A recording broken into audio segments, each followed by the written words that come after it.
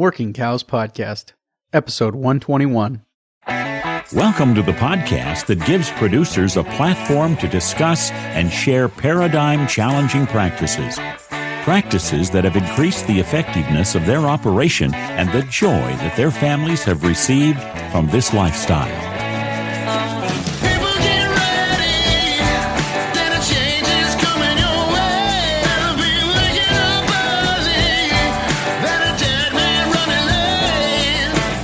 Howdy, everybody.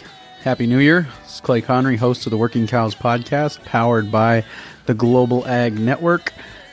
And today we are joined by Gabe Brown. Really excited to sit down with Gabe again. Had him on episode 67. That'll be linked at the show notes page for today, workingcows.net/121, if you want to go back and catch that episode where we talked about his book, Dirt to Soil. And Gabe is, as Steve Kenyon described him, a rock star of regenerative agriculture. And we're going to talk to him about some of his recent talk that he gave at the Western Canadian Soil Health Coalition.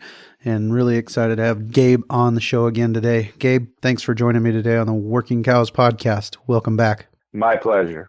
Well, I was scrolling through social media somewhere the other day, and I saw a quote from you at I think it was the Western Canadian Soil Health Conference, and you said that, or you were quoted as saying that if you're getting greater than 60% conception rates, you are supplementing too much. And so I kind of figured that was a Heifer Development context, and reached out to you and verified that, and then asked if we could sit down and talk a little bit about what you guys are doing at Brown's Ranch for Heifer Development. So, first of all, is that an accurate understanding of what you were saying there in the Western Canadian Soil Health Conference?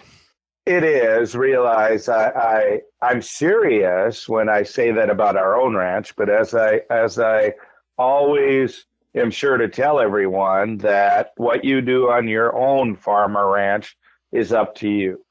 But my whole point is to get the people thinking of how do we make more money in this cattle business? Well, I firmly believe that the key to profit is utilizing the forages that you have available on your own ranch. Now, that's going to be different, obviously, wherever you ranch. So you can't copy exactly what I'm doing near Bismarck, North Dakota, but the concepts are the same. You know, the greatest expense, obviously, in running a cow for the year is that winter feed cost. And so how do we lower that cost? Obviously, the longer we can graze an animal, the better. But I really think that the majority of producers are missing a real opportunity by not taking advantage of epigenetics. And Dr. Fred Provenza, retired professor at Utah State University, has done a lot of work with epigenetics. And that's the ability of more or less fetal programming, so to speak. It's the ability of that calf, when it's in utero, to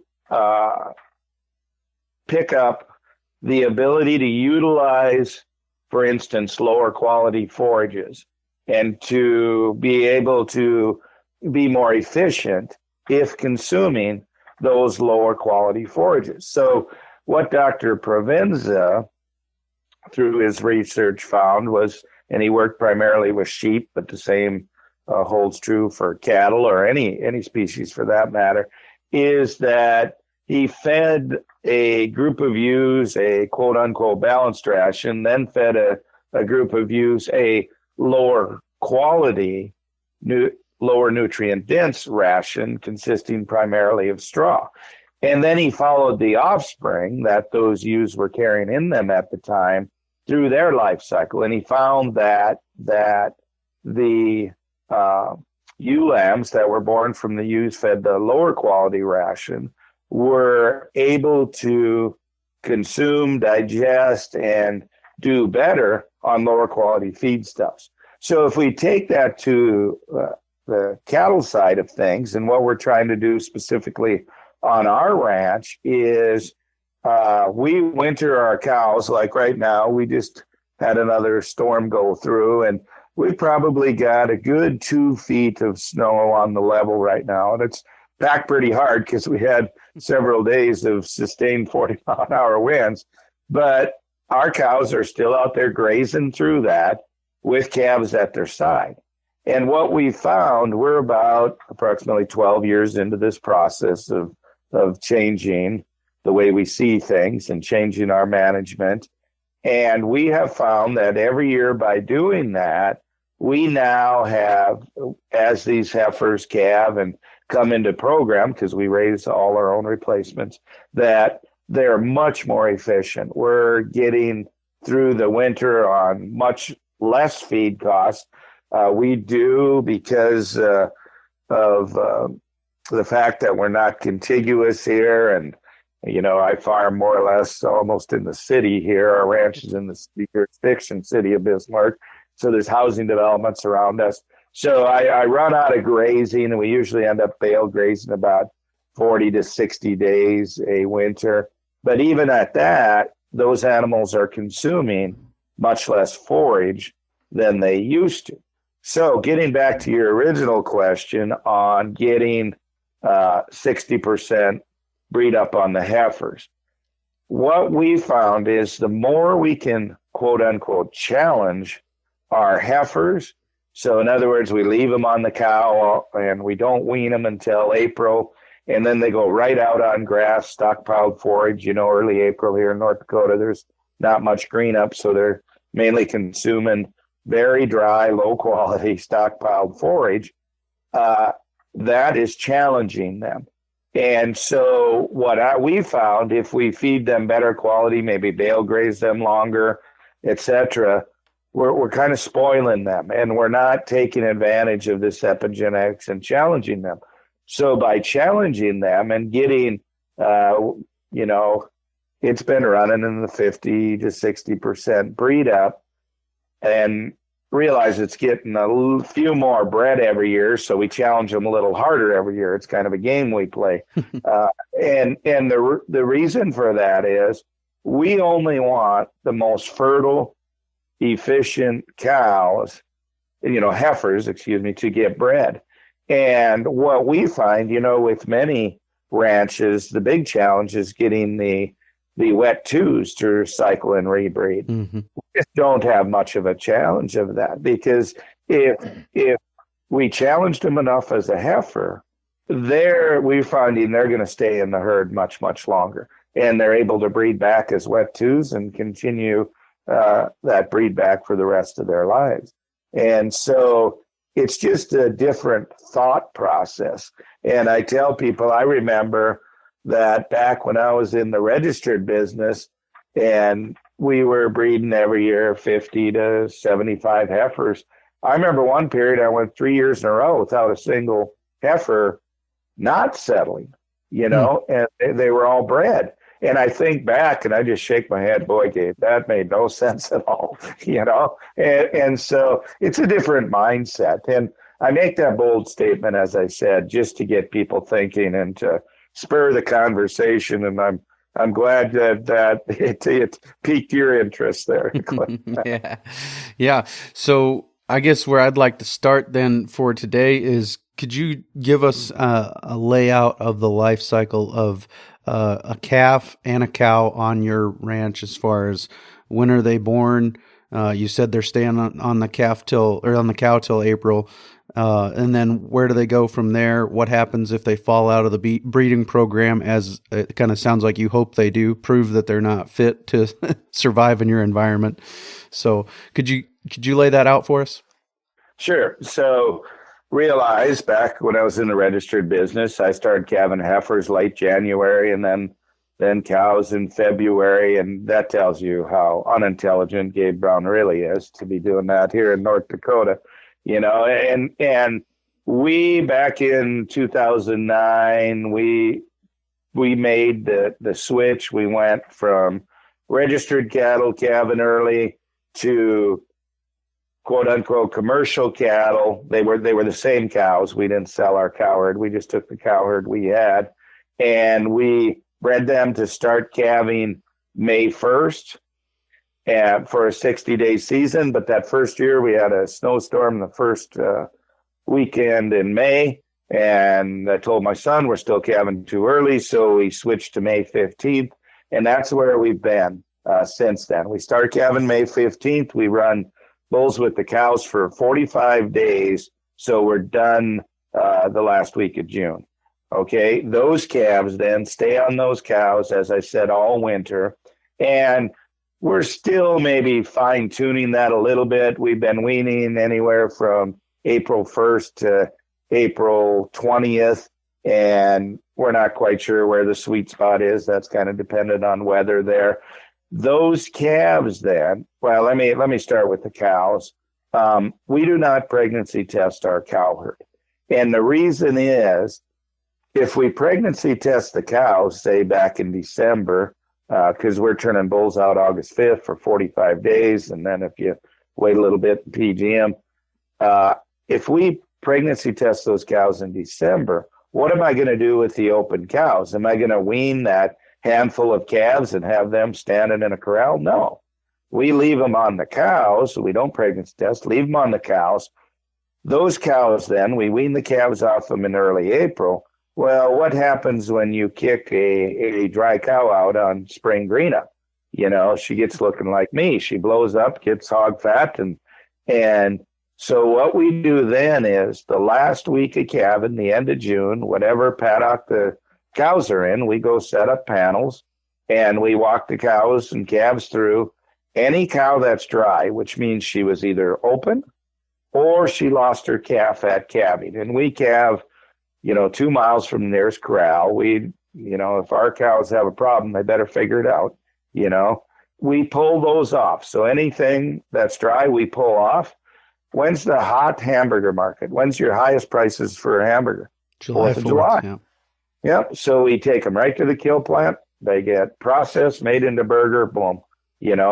That's just, it saves us all the work and effort of pregnancy testing. And people might say, yeah, but you got to feed that cow. Well, she's got a calf on her. And so that calf then is being supplemented a little bit by nursing on that cow.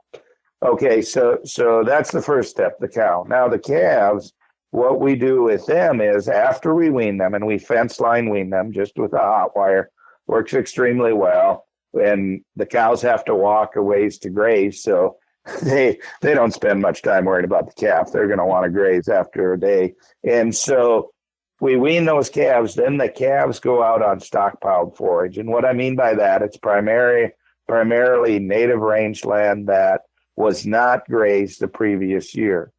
We're grazing our paddocks, coming around our paddocks, grazing them about once every 12 to 14 months. And so it has adequate time to recover and build that soil health and that healthy plant. And so those calves will go out on a paddock that was not grazed the previous year. So they're eating primarily that old, stockpiled forage, but those are the paddocks that will start growth quickest in the spring. And so they're getting a little bit of green as soon as the snow leaves and it starts to green up. Then they'll go through the rotation on the native rangeland for that summer. And we like to use our heifers kind of as a landscaping tool. So, for instance, if we got a paddock that we think is getting, for instance, I'll just use it as an example, a little too much buckbrush, western snowberry built up in it, we'll use the heifers to go in and graze that paddock, higher stock density. And, we're not concerned about getting them, quote unquote, the optimum nutrition from forage. They need to make do on what we're providing. Or here on our ranch, we lease land that was in the Conservation Reserve Program for 20 years. Well, after 20 years in CRP in North Dakota, you have smooth brome grass and Canada thistle, and that's what it is. So we'll take those heifers and graze paddocks like that in order to graze that Canada thistle and stimulate other species to grow in there, stimulate that latent seed bank. So come August 5th, we turn the bulls out with the heifers. Same day we do the cows. And I should mention, usually our steers are grazing with the heifers at that time. Come August 5th, we will separate the steers from the heifers, and then we just dump a bunch of home-raised bulls out with those heifers for 30 days. After 30 days, we pull those bulls. Come December, now those cattle are still grazing that quote-unquote native range, expired CRP, etc. Come December, we will ultrasound those heifers. Everything that's bred, we have the option of either putting into our own herd or we sell as bred heifers. And everything that's open, they go on to be grass finished. And so we do split any we want to keep into our own herd. They go right up after we ultrasound them. They go right in with the cow herd. And so those heifers, the only time they're ever run through a chute in their life is when we ultrasound them. And at that time, if they're bred, they get branded and they get a second ear tag put in them. And that's it.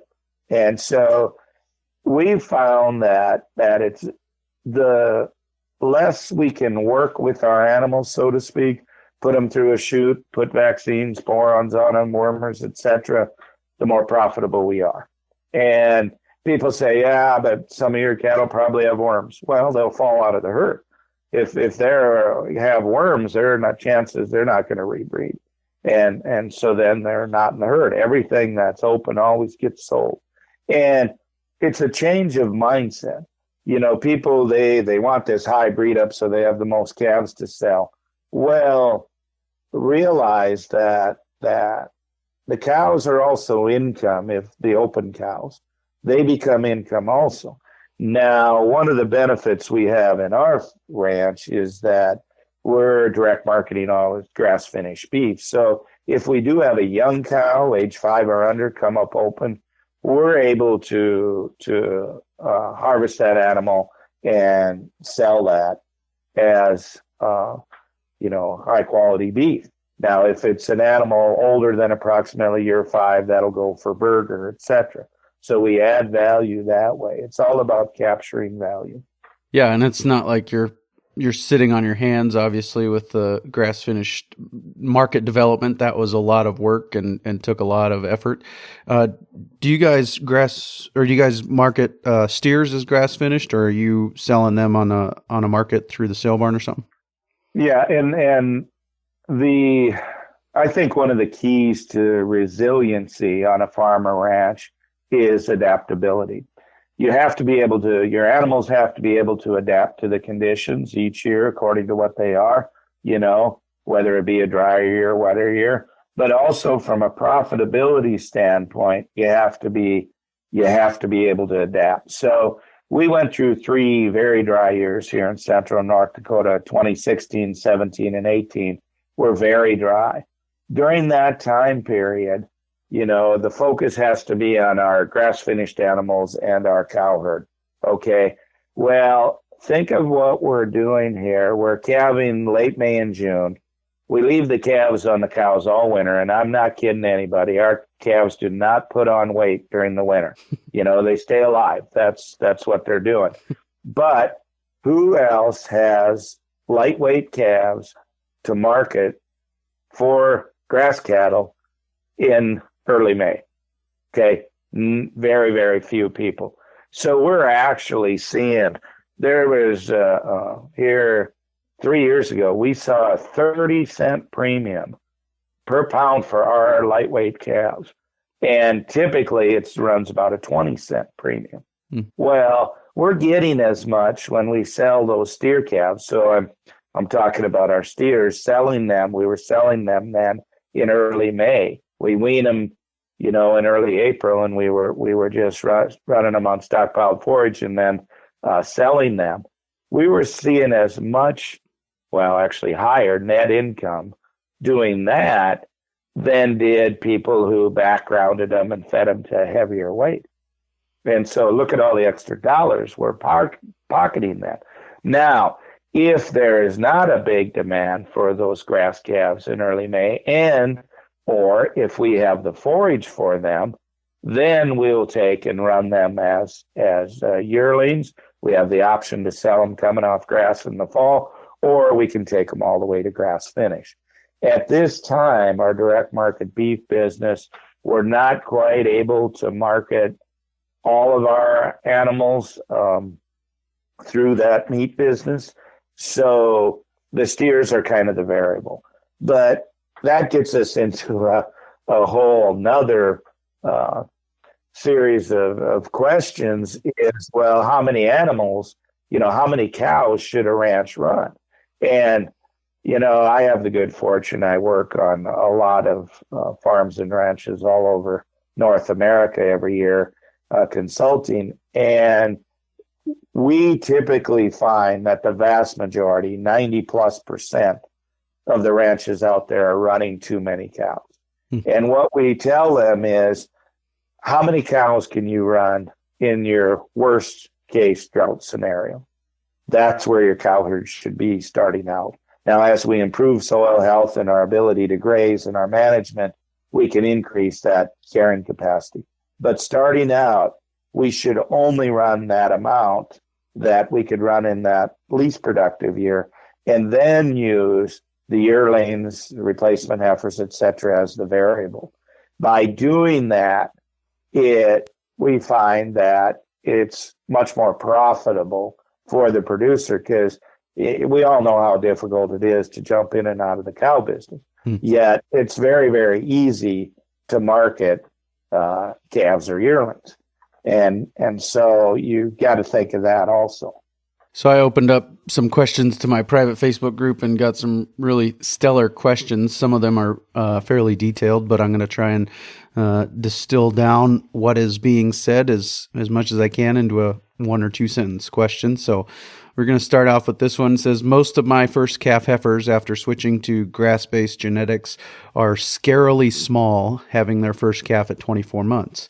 Their body condition score is good, but just very small frame, maybe 750 pounds at calving. I now am hearing of people who are calving grass-based genetics, small-framed females for the first time at 3 years of age. Is this acceptable in your mind? Again, who is Gabe Brown to tell what's acceptable or what isn't? And again, this comes down to the principle of context. Each farm or ranch is a little different. So I am not going to tell people not to do that. We do not do that on our operation, and here's why. Now, he mentioned 750 pounds at calving a first calf heifer. I think that's perfect, for my environment. And that's what we're doing here. Our heifers will typically weigh about 750 pounds when they're calving as 2-year-olds. I think that's perfect. That equates to an 1,100 pound hog fat cow. Well, what's wrong with that? Do the math. Just do the math. 99% of the time, small cows will make you more money. You can run more small cows. Just do the math, the price per pound for the calves, etc. You will be making more money. So I don't see anything wrong with that. Now, people might say, yeah, but they're too small for the packer. Well, are they? Our last load taken to kill here in October, they were heifers. They averaged 1,176 pounds live weight. Okay, I don't think that's too small. And, obviously, because we're marketing direct, it didn't matter. But we have no problem marketing our cattle into the quote unquote conventional market. So the thing about and I have not tried to do this myself, but I've seen it on a number of operations, by taking them to 3 years old. Those, yes, you will get more animals bred. But again, then, are you challenging their genetics? Are you really working on epigenetics? Okay. No, not if you're taking them to 3. The other thing is, those animals that calve for the first time as a 3-year-old, they will have a larger mature weight. larger mature weight, you can run less animals. So do the math. I have not found where that's worked very well, but again, that's up for each individual to decide. Right. Yeah, I'm pretty sure this individual's in a fairly similar situation to you. He might be a little wetter, but he's in snow country for sure. And the other, he does say it doesn't fit my financial paradigm. So, I mean, it's a struggle that way. It's going to make a tax on him in that way. I just don't understand, doesn't fit his financial paradigm when, I mean, we've done this math. My business partner, Dr. Alan Williams, has done this math 1,000 times. The small cows are going to make you more money time and time and time again. Yep. So I'm not quite following him there. I challenge him. He's probably thinking is the first few years he's not getting many of those heifers bred. Right. And that's down to marketing, et cetera. Yeah. Sure. His financial paradigm comment, the way I'm taking it, is taking them to 3 years old doesn't fit his paradigm. Oh, okay. So, okay. Yeah. Yeah. Okay. Yeah. Okay. I was looking at the other way. Gotcha. We'll come back around to his final question at the end of this episode because I want to use it as a wrap up. But I've got two questions that are essentially the same, and that is, can you raise a cow cheaper than you can buy a bred cow? Can you get her into the herd cheaper than you can buy her bred? And some of the like you're talking about epigenetic considerations there. So I'd like to hear your answer on that if you don't mind. Sure. So on my own ranch, yes, we can definitely raise it cheaper than we can buy it. But that's because, I expect them to winter on a rock pile. I'm not we just don't, they're eating forage. Okay. The challenge is that the genetics, and I get a lot of static, back when I was the people that I associated with back when I was in the purebred business really give me static for this. Well, we need these, we're breeding optimum genetics and you need the right genetics. Well, the issue today, I honestly believe, is 95+% of the cattle in the United States just cannot truly thrive in their environment. And I'll just give you this for an example. I just did a few weeks in Texas, and there's guys down there feeding hay 6 months out of the year, and they're supplementing. They said, our forage quality is so poor we have to. And I said, come to North Dakota and let your cattle graze through 2 feet of snow, and see what forage quality they can live on. My point being, we're supplementing these cattle, and we've got to remove these crutches and challenge the cattle. Well, when you buying your replacements, where have they been raised? What have they been raised on? Chances are the people that are raising those replacements, they want to get as many bred as possible. They're supplementing them. Is that what you're going to do on your ranch? Yet you expect those cows to thrive in your environment? Good luck. Yeah, I agree with that. I've got a couple of questions that are similar, and you've kind of answered them a little bit so far, but basically the age of the heifers when you're turning the bull out and the size when you're turning the bull out. We had an episode way back, episode 11 of the Working Cows podcast. It was about heifer development, and it was Trey Patterson with some research about developing them to a lower percentage of mature body weight for first-time breeding. Can you just talk about some of the advantages of the way that you're doing it with regard to their age and their size the first time they're encountering a bull? Sure, and realize that this is just from what I've seen on my own ranch and on the ranches that we've consulted on, is as you move down this path, you definitely will be, and if you challenge those heifers, they will definitely be at a much smaller weight. You will definitely have a lot more that do not get bred, especially if you're only turning bulls in for 30 days. Now, that's another whole subject we can get off another time. But typically our heifers, when we turn the bulls in, they will weigh from 600 pounds on the light side to 700 on the heavy side at the most, maybe at best, and not many of them up on that heavy end. So how many are actually cycling? Some of those heifers will have not cycled. And so the plain answer is, I don't care. What it is, it is. And I know that in order to truly take advantage of the forages that I grow on my ranch, that's what I need to do to challenge them. The key then becomes in how do you market those that don't get bred so you can get the economic gain from them. Right. So I don't, and the ranches we consult on, we don't spend a lot of time worrying about what weight are they at. No, that means I'm going to change my feeding regime, or I'm going to supplement to get them to this quote unquote ideal weight. The whole thought process has to change to one of how do I get animals that thrive under my forages?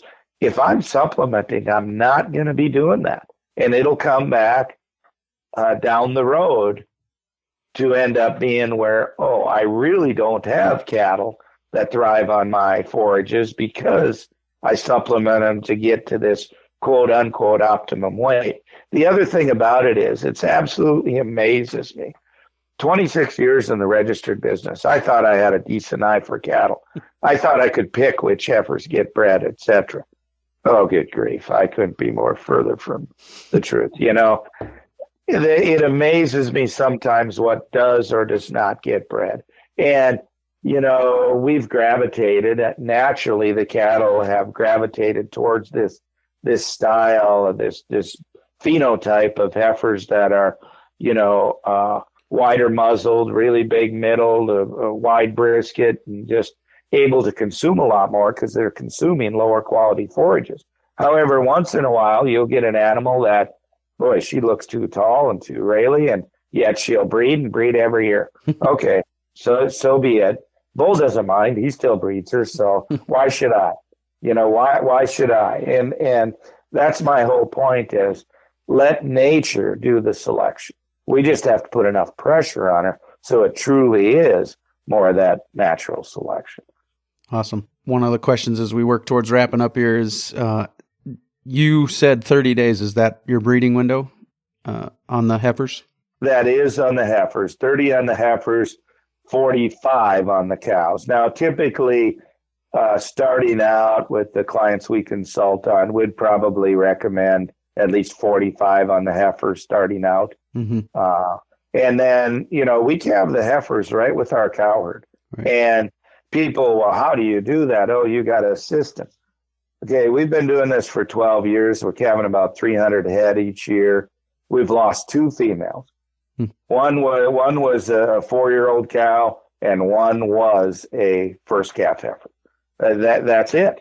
And, it amazes me if you just let nature take control. She tends to get things worked out.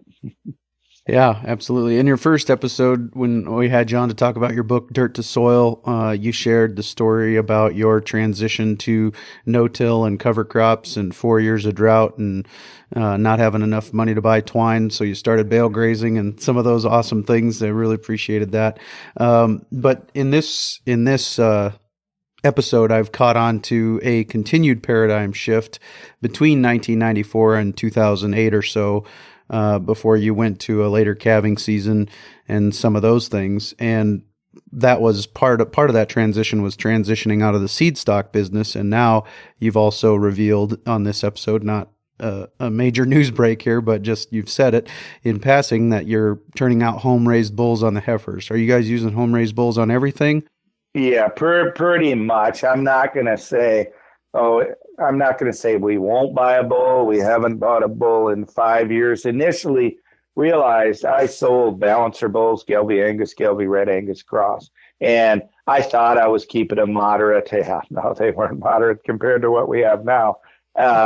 And so initially we did go buy some percentage low line bulls. We also bought a few bulls from I won't name names, but producers who focused on more grass-based genetics, and we added that. But at the same time, we've always, even back when we were in the registered business, we always kept a few of our own bulls.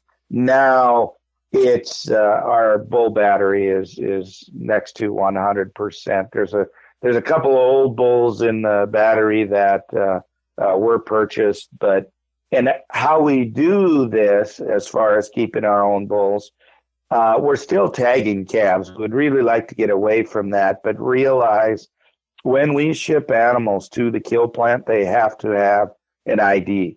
Well, it's easier to do it at birth, and we're actually banding any male calves at birth. The reason is it's just easier at that time. We're not as concerned. Yes, we could wait, band them later, castrate them later, get a few more pounds of weight, but we're not concerned about weight. We're concerned about profit. They're entirely two different things. And so what my son does, and I leave this up to my son because he's young and he can catch them calves, he goes out to move the cow herd pretty much daily. And so a newborn calf, if it's a bull calf, if it's born from an old cow, and that old cow has a good udder, good feet and legs, good disposition, he'll leave it intact. Okay? And we do not keep bull calves out of young cows. And the reason being, we want that for proof of fertility. Mm-hmm. We want that longevity. A cow that makes it to age 15 in our herd, she's proven, And we actually have several cows over the age of 20 now in our herd. And they're making us money, They'll come up open, or they'll be cycled through as nutrients on the landscape at some period, So be it. Which, by the way, last time I ran the numbers, there's about $500 worth of NPK and micronutrients in a cow's carcass. So producers need to think of that when they haul these old cows to the sale barn. Maybe that's not the most optimum use for her. Okay. Yeah, you might not get $500 or $700 for her. Exactly. But so then what we do, those bull calves they're left right with the cow herd. We wean them in April, and then they get weaned and thrown out with the old bulls. And now come August, that first year, we don't turn them out right away. We turn the older bulls out first. Then the last couple weeks of breeding season with the cow herd, we'll dump those young bulls in there just so they get a smell of things. And they really get used harder than as 2-year-olds. But it's simple. It's just simple. And no, not all of them make it. When we wean them at 10 months of age, if we see some obvious ones for one reason or another, we just simply band them then. And, we're not out anything. Now I know the registered breeders cringe when they hear me talking about producers saving their own bulls. But the fact of the matter is, this is true. Back when I was in the registered business, one of the reasons I got out is I had a lot of longtime customers that were very loyal to me. And it got to the point where I was telling them, don't buy bulls from me anymore. Keep your own. You're raising for your environment better genetics than I can provide you. And there's truth to that. They're acclimated to the environment. And if we truly want to be profitable in this beef business at today's market prices, we need to think of things like that. Very good. So Wally Olson asks a question, and when Wally Olson asks a question, I ask it. So he says he's been trying to figure out the numbers on it takes 5 to 7 years to pay for a cow, and he's wondering if you have any thoughts on that, or if you know where those numbers came from. Yeah, I would say on our ranch, I know for a fact it doesn't take that long. If you were to purchase the animal, and again, it depends on how high your feed cost is. I think Wally Olson, I think the world of them. I think in the right scenarios, the buy, sell, bringing animals in, I think it's absolutely fantastic, and I encourage producers to look at that if they want to be in that type of a model. In our model of selling meat direct market, I can't go just buy any genetics and get the quality of the product that I need to satisfy customers. As far as the 5 to 7 years to pay for a cow, it's not anywhere close to that on our ranch, but I can certainly see where it would be on most ranches today. Yep. Last question, and then I want to give you an opportunity to share some of the things that you've got going on. Is what is just the hard numbers, if you know them, or as close as you can get on 2 and 3 year old breed up and some of those things in this model for you guys?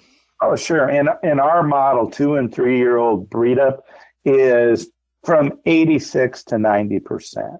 Breed up on the older cow herd is probably 87 to that 92%, somewhere in there.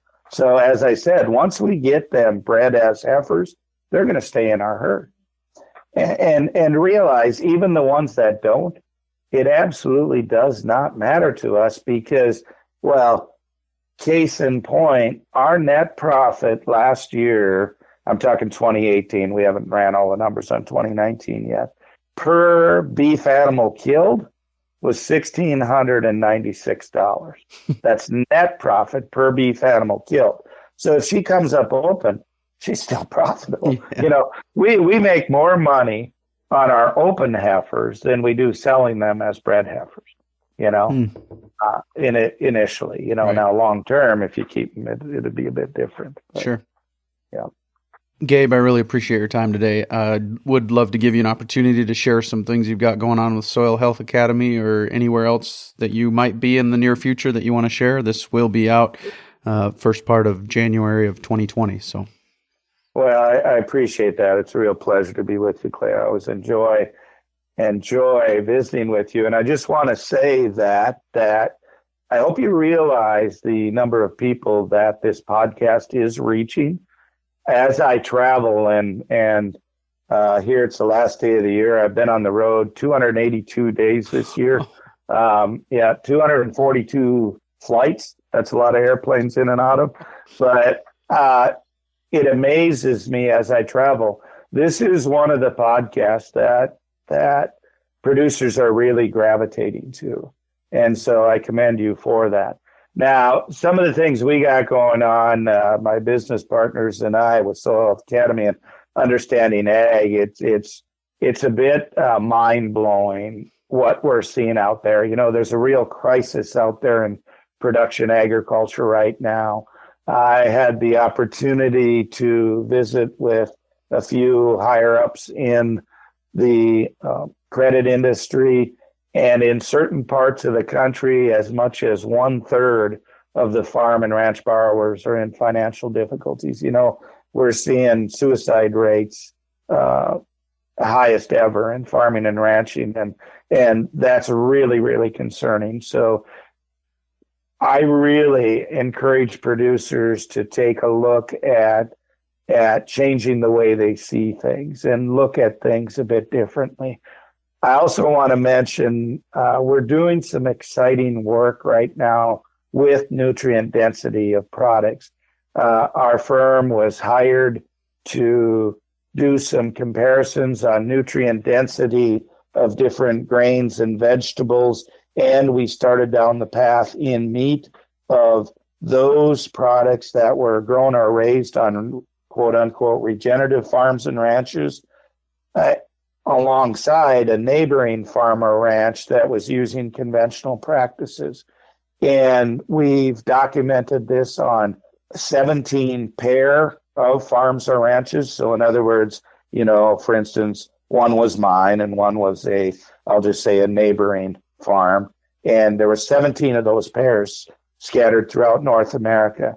The initial data that we're getting back, and we're doing whole nutrient analysis. For instance, on the beef, it's all fatty acid profiles, etc. The difference is even more amazing or astounding than we thought it would be. And so the ability for consumers to measure this nutrient density is quickly coming to fruition. I really think within 5 years, it'll be on every iPhone, where you'll have an app on your iPhone. You'll be able to go scan a fruit, a vegetable, a cut of meat in a grocery store, and it will read nutrient density. And once it does that, that's going to drive whole change to production agriculture, because it's going to measure the type of things that you're not going to be able to, quote unquote, cheat or influence in the processing of that product. And so we're really excited about that. I will just tell you, and I throw this out there just as a comparison, take omega-6s to omega-3s. The average of grain-fed beef is approximately 9-1.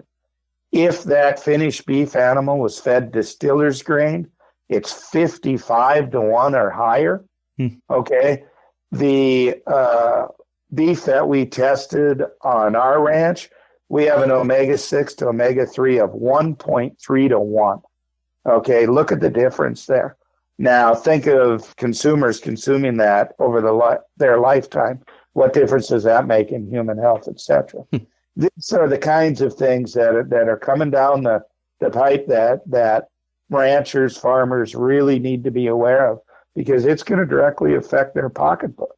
So I challenge them, where do you want to be? Do you want to build resilience into your operation and make sure that you can meet those demands that consumers are going to place on you?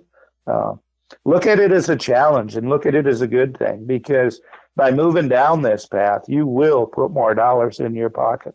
It's the difference between that heifer that you selected with your eye and the heifer that nature selected with with her ability. You look at that bell pepper on the shelf and it looks really good, but then you scan it and the nutrient density and you're like, maybe not as much as I thought. Yeah, it came from Denmark. Figure that out. How fresh can that be coming from Denmark, right?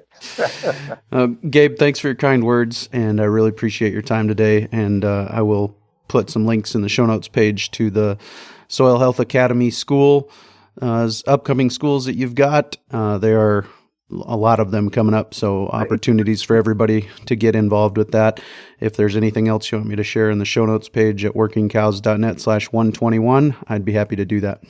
Thank you, Clay. Pleasure to be with you today. It was good to have Gabe on the Working Cows podcast, and look forward to next week's episode. We are going to be talking with Josh Dukart, who is a holistic management educator from actually Gabe's neighborhood there near Bismarck, North Dakota. So really excited to talk to him about letting nature do some of the work for us and how we can be more intentional about finding ways to let nature go to work for us. So if you ever want to submit questions to guests that we have here on the Working Cows podcast, we do give quite a bit of opportunity to do that through the private Facebook group, which you can join by going to patreon.com/workingcows, and you can join the private Facebook group for $1 a month, or you can join and get bonus episodes released periodically for $5 a month. And we've got quite a few supporters, even at $20 a month, who are getting